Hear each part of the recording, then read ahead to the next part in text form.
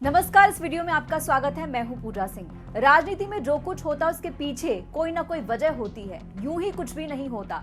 सीधी सी दिखने वाली बात भी किसी भी तरह सीधी नहीं होती। बात बीजेपी की करें तो उसका गणित अलग स्तर पर चलता है, जिसकी भनक किसी को नहीं लगती।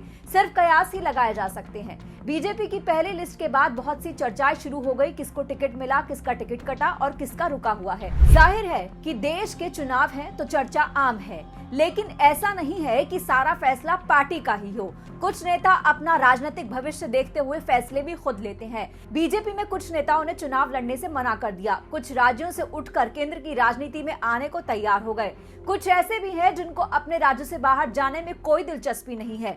वसुंधरा राजे के नाम पर सबको हैरानी है कि वो केंद्र में क्यों नहीं आना चाहती। एमपी से शिवराज सिंह चौहान को टिकट दे दिया गया तो वसुंधरा को क्यों नहीं बुलाया गया। इसके पीछे एक नहीं बहुत सी वजह है। वसुंधरा राजे राजनीति की बहुत बड़ी खिलाड़ी है। वो किस स्तर पर सोचती है, विरोधी तो क्या पार्टी भी नहीं समझ सकती। मध्य प्रदेश में सरकार और संगठन में शिवराज सिंह चौहान का कद काफी बड़ा है। सीएम की कुर्सी से हटने के बाद भी शिवराज सिंह चौहान का जनाधार और कद नए मुख्यमंत्री मोहन यादव से बड़ा ही है। ये बीजेपी के लिए खतरे की घंटी है कि कहीं किसी दिन बगावत ना हो जाए। शिवराज को मुख्यमंत्री पद न देने के बावजूद जनाधार शिवराज सिंह चौहान के साथ दिखता है। ऐसे में शिवराज मुक्त और मोहन युक्त मध्य प्रदेश करने के लिए उनको दिल्ली बुलाना बीजेपी की एक मजबूरी भी था। वैसे भी शिवराज का लंबा प्रशासनिक अनुभव है, जिसका फायदा केंद्र में उठाया जा सकता है। पिछले 4 राज्यों के चुनावों में 21 सांसदों को विधानसभा चुनाव में उतारा गया था। 9 हार गए थे। अब कुछ उम्मीदवारों और सांसदों ने चुनाव लड़ने से इनकार कर दिया, जिसमें गौतम गंभीर, जयंत सिन्हा, पवन सिंह और नितिन पटेल शामिल हैं। ऐसे में बीजेपी को लोकसभा के लिए मजबूत उम्मीदवारों की जरूरत है। शिवराज को विदिशा से, विप्लव देव को त्रिपुरा पश्चिम से टिकट दिया गया है। दोनों ही पूर्व मुख्यमंत्री है। वसुंधरा राजे बीजेपी की कद्दावर नेता है, पूर्व मुख्यमंत्री हैं, पर उनको लोकसभा के लिए नहीं बुलाया गया। अब समझिए कि इसकी वजह क्या है। अभी राजस्थान लोकसभा की 25 सीटों में से 15 पर ही उम्मीदवार घोषित किए हैं बीजेपी ने। वसुंधरा के बेटे दुष्यंत सिंह को उनकी परंपरागत सीट झालावाड़ से ही उम्मीदवार बनाया गया है।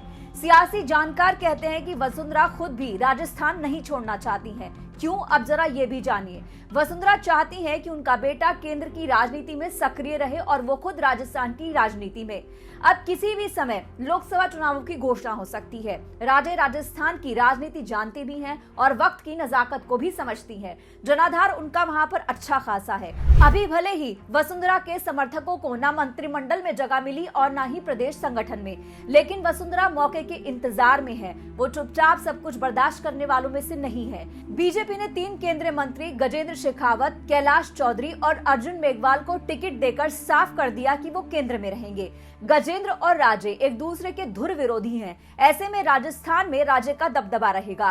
लोकसभा चुनाव में अगर पार्टी अच्छा प्रदर्शन नहीं करती तो कमान राजे को सौंपी जा सकती है।